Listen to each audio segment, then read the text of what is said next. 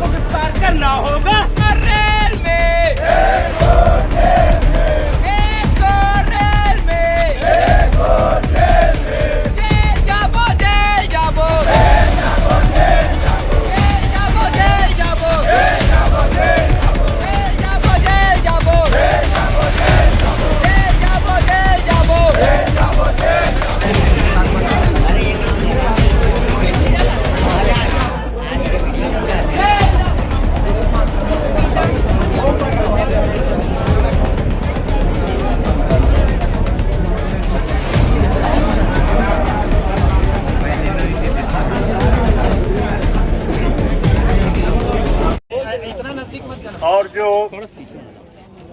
तुगेगुंदी के घटना को लेकर के पूरा समाज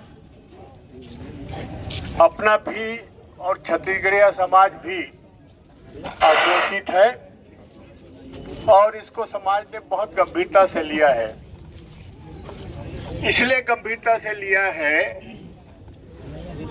कि बाहर के लोग हम जंगल में रहने वालों के बीच में आकर के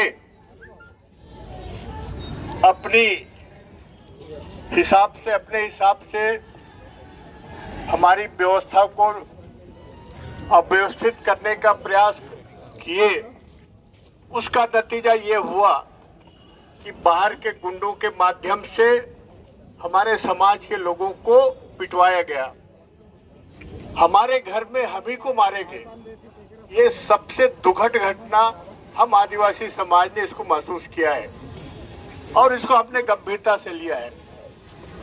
मुझे इस बात का बहुत दुख है, पूरी घटना को चाहे वो प्रशासन हो शासन हो गंभीरता से नहीं लिया और आज तक के जो मास्टरमाइंड है, जो मुख्य आरोपी है बालक दास, बहुत आराम से घूम रहा है और बाकी जो अंदर हैं अब उनकी चिंता उसको नहीं है।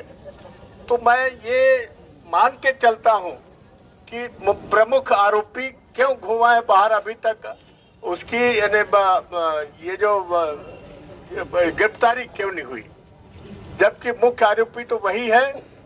और हम चाहेंगे कि ये अगर शासन और प्रशासन इसको बहुत लाइटली लेगा, हल्केपन से लेगा, तो ये मान के आप चल लीजिए कि इस प्रदेश में पूरा आदिवासी समाज और छत्तीसगढ़िया समाज इस आंदोलन को आगे बढ़ाएगा और देखेंगे, हम निपटेंगे, सबसे निपटेंगे और देखेंगे। ऐसा अगर करोगे तो हमको, हमारे लिए हमारी चुनौती है, समाज के लिए चुनौती है।